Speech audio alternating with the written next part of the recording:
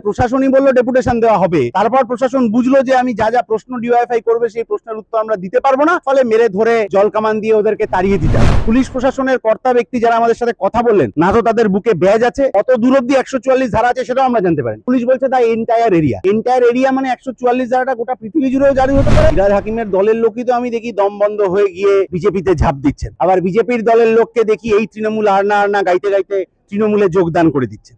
ফলে যে দলের নেতারাই অন্য দল থেকে যাতায়াত আটকাতে পারে না, তাদের আবার বামপন্থীদের সম্পর্কে কথা বলার কোনো অধিকার নেই।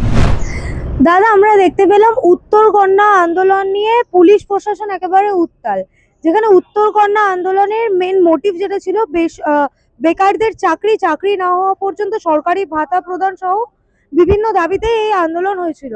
ঠিক সেই জায়গায় দাঁড়িয়ে ডিওয়াইএফআই এর নেত্রী মীনাক্ষী মুখার্জি সহ আরো 19 জনকে গ্রেপ্তার করলো পুলিশ। কি বলবেন সে বিষয়ে? পুলিশ গ্রেপ্তার কেন করলো, পুলিশ কেন লাঠি চালালো, সেই প্রশ্নের উত্তর তো পুলিশ মন্ত্রীকে দিতে হবে। আমরা যখন উত্তরকন্যায় যাব বলে ঠিক করেছিলাম তখন তাদেরকে চিঠি দিয়েছিলাম, তারা চিঠির উত্তরে জানিয়েছিলেন যে রিসিভ করে যে হ্যাঁ ঠিক আছে তাহলে ওই সময় ডেপুটেশন দেওয়া হবে। তাহলে প্রশাসনই বললো ডেপুটেশন দেওয়া হবে, তারপর প্রশাসন বুঝলো যে আমি যা যা প্রশ্ন ডিওয়াইফাই করবে সেই প্রশ্নের উত্তর আমরা দিতে পারবো না, ফলে মেরে ধরে জল কামান দিয়ে ওদেরকে তাড়িয়ে দিতে হবে। কিন্তু তাড়িয়ে দিলেও এটা প্রশাসন জানে যে আমরা আবার ফিরে যাব উত্তরকন্যার কাছে, আবার ফিরে যাব মানুষের কাছে। ওই প্রশ্নের জবাব যতক্ষণ না চাইছি ততক্ষণ অবধি আমরা এদের পিছু ছাড়বো না, এই প্রশ্নের জবাব আমাদের চাই। কিন্তু দাদা, পুলিশ প্রশাসনের পক্ষ থেকে তো বলা হয়েছে ওই এলাকায় 144 ধারা জারি ছিল, জমায়েত করা যাবে। আমরা পুলিশ প্রশাসনকে জিজ্ঞেস করেছিলাম যে 144 ধারা কোন জায়গা থেকে কোন জায়গা অবধি বলুন, আমরা 144 ধারাটা পেরিয়ে তারপরে জমায়েত করব এবং মিছিল 144 ধারার ভেতরে ঢুকবে না, আপনারা ডেপুটেশনের টিম ভেতরে নিয়ে যাওয়ার ব্যবস্থা করে দিন 144 ধারা মেনে। কিন্তু তাহলে ওই যে 144টা এখন আবার বিএনএসএস এ কি সব পরিবর্তন ইত্যাদি হয়ে গিয়েছে, কি যে হয় কে জানে। কিন্তু পুলিশ প্রশাসনের কর্তা ব্যক্তি যারা আমাদের সাথে কথা বললেন, না তো তাদের বুকে ব্যাজ আছে, আমরা কার সাথে কথা বলছি তিনি আদৌ কথা বলার অধিকারী কিনা সেটাও আমরা জানতে পারিনি, কত দূর অব্দি 144 ধারা আছে সেটাও আমরা জানতে পারিনি। পুলিশ বলছে দা এন্টায়ার এরিয়া মানে 144 ধারাটা গোটা পৃথিবী জুড়েও জারি হতে পারে, গোটা শিলিগুড়ি শহর জুড়েও জারি হতে পারে। আমি কোনটা ধরবো?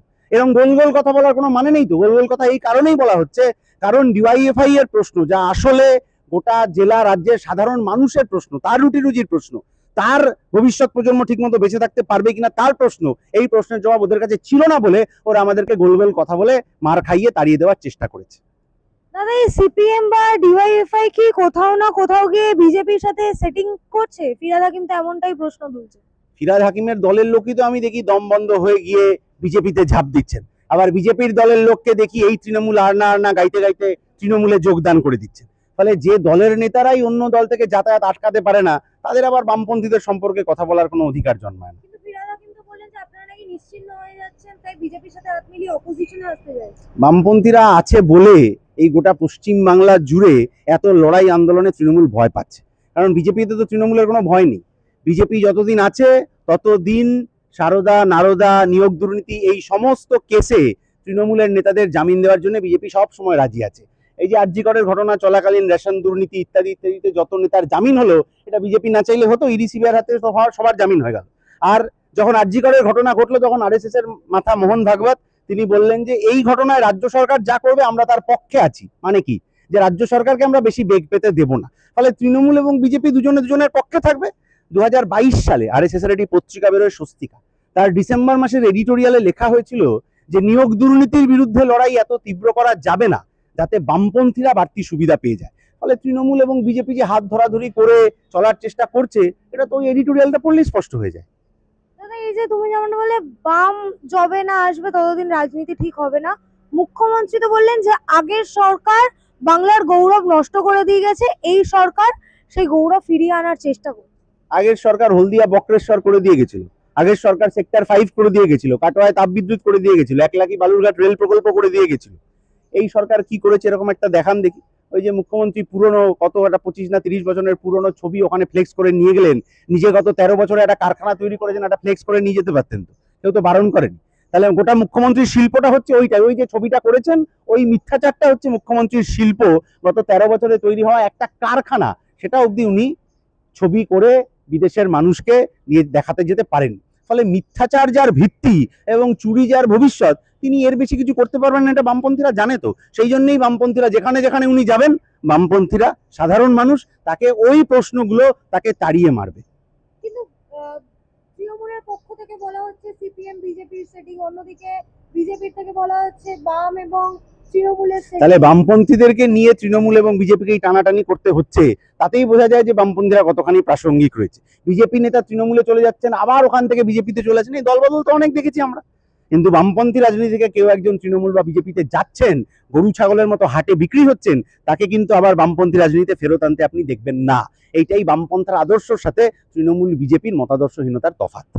অন্যদিকে আমরা দেখলাম কেলক কলেজে গিয়ে মুখ্যমন্ত্রী একেবারে আরজিকর কাণ্ডের প্রশ্নের মুখোমুখি হলেন এবং তখন তিনি বললেন যে আপনারা যত বিরোধিতা করবেন আমি তত বেশি উৎসাহ পাবো। তাহলে একটি সরকারি হাসপাতালে চিকিৎসারত অবস্থায় ডাক্তারের নির্যাতন ও মৃত্যু, সেই মৃত্যুর ঘটনায় মুখ্যমন্ত্রীর যথাযথ ব্যবস্থা না নেওয়া, এইটাতে যদি মুখ্যমন্ত্রী গর্ববোধ করে থাকেন বিদেশে গিয়ে, তাহলে বুঝে নিতে অসুবিধা হয় না যে মুখ্যমন্ত্রীর আসল টার্গেটটা কি।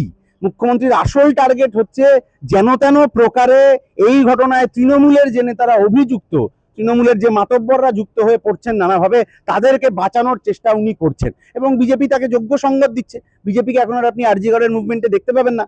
এবং বিজেপি যে ওই যে সিবিআই যা আছে কেন্দ্রীয় সরকারের অধীনে, তারাও যে জনৈক অভিষেক বন্দ্যোপাধ্যায়ের বাইরে আর কাউকে খুঁজে পাচ্ছে না, তাহলে এতে করে স্পষ্ট বোঝা যায় তৃণমূল এবং বিজেপির মধ্যে গোটা রাজ্য জুড়ে যে সেটিংটা হচ্ছে, এটা 26-এর নির্বাচনের পরেও থাকবে, কারণ নির্বাচনের আগে মানুষ ভাগাভাগির খেলা খেলতে হবে তো ওদেরকে।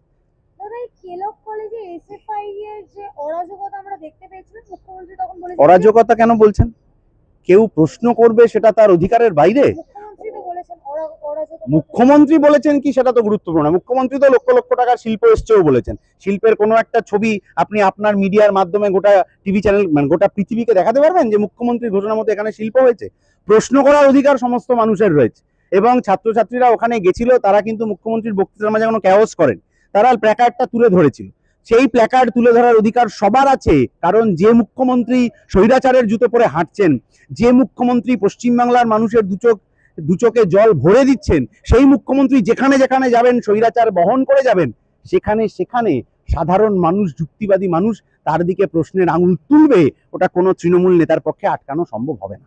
মুখ্যমন্ত্রী বললেন যে প্রথমে বাংলায় গিয়ে আপনাদের দলকে শক্তিশালী হতে বলুন। বাংলায় দল শক্তিশালী হলে যতদিন না হবে ততদিন কি অভয়ার বিচার হবে না? যতদিন বাংলায় বিধানসভায় বামপন্থীদের ক্ষমতা না বাড়বে ততদিন পরিযায়ী শ্রমিক কমবে না? যতদিন বামপন্থীরা বিধানসভায় ক্ষমতা না বাড়বে ততদিন বন্ধ চা বাগান খোলার ব্যবস্থা হবে না? তাহলে মুখ্যমন্ত্রী কি চাইছেন? যে উনি যতদিন ক্ষমতায় থাকবেন উনি কোনো কাজ করবেন না, বামপন্থীরা এসে কাজ করবে। তো বামপন্থীরা রেডি রয়েছে, উনি জায়গাটা ছেড়ে দিন, বামপন্থীরা দেখিয়ে দেবে যে কিভাবে কাজ করতে হয়। কিন্তু কুণাল ঘোষ তো একেবারে ফেসবুক পোস্ট দিয়ে বললেন যে বামরামকে ছক্কা হাঁকিয়েছেন মাননীয়।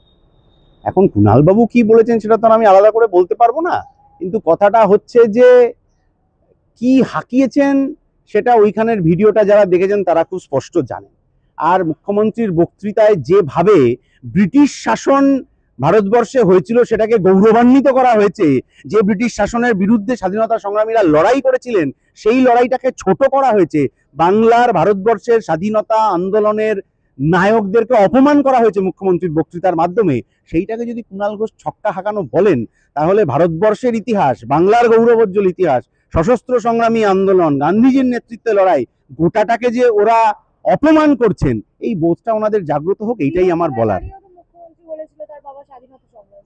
এখন তিনি হয়তো ভুলে গিয়েছেন যে এখন ব্রিটিশদের কাছে গিয়েছেন, ব্রিটিশ শাসনের প্রশংসা করেছেন। এখন প্রশংসা কতটা সৌজন্যের খাতিরে করতে হয় আর কতটা নিজের দেশের স্বাধীনতা সংগ্রামীদের অপমান করার জন্য করতে হয়, এই বোধ যদি মুখ্যমন্ত্রী না থাকে বা কুণালবাবু তার মধ্যে যদি সেই বোধটা জুড়ে না দেন, সেটা বামপন্থীদের কাজ নয়। বামপন্থীরা জানে স্বাধীনতা সংগ্রামের লড়াইকে কিভাবে সামনে এগিয়ে নিয়ে যেতে হয়।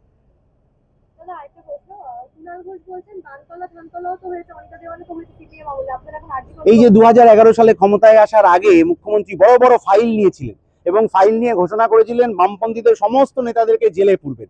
তাহলে নন্দীগ্রামের মামলাটা, তাহলে ওই সিঙ্গুরের যে মামলাটা, কি ওই ধানতলা বানতলা ইত্যাদি আপনারা যা বলছেন সেই মামলাটা, আজকে 13 বছর ধরে তার একটা ফাইলও কেন এগোলো না? একজন বামপন্থী নেতার নামও কেন চার্জশিট দেওয়া গেল না? এইটা যদি তৃণমূলের নেতারা একটু খোলা গলায় মন থেকে বলে দিতে পারেন, তাহলে আমরা বুঝে যাই এবং সাধারণ মানুষও বুঝে যায় যে চক্রান্তটা আসলে কোথায় হয়েছিল। দাদা আমার একেবারে শেষ প্রশ্ন, সৌরভ গাঙ্গুলি স্পেনেই, সৌরভ গাঙ্গুলিও গেছিলেন ওদের সাথে, লন্ডনেও গেছেন। শালবনী শিল্পের কথা আমরা শুনেছিলাম কিন্তু আমরা তা দেখতে পাইনি। লন্ডনে কি এবার কোনো শিল্পের আশা? সৌরভ গাঙ্গুলি যখন ভালো ছক্কা মারতেন কাগজে ওইটার নাম ছিল, মানে খেলার পাতায় ওটার নাম হয়েছিল বাপি বাড়িজা। আমার ধারণা শিল্প সম্ভাবনাটা ওরকম বাপি বাড়িজার মতো হয়ে গিয়েছে।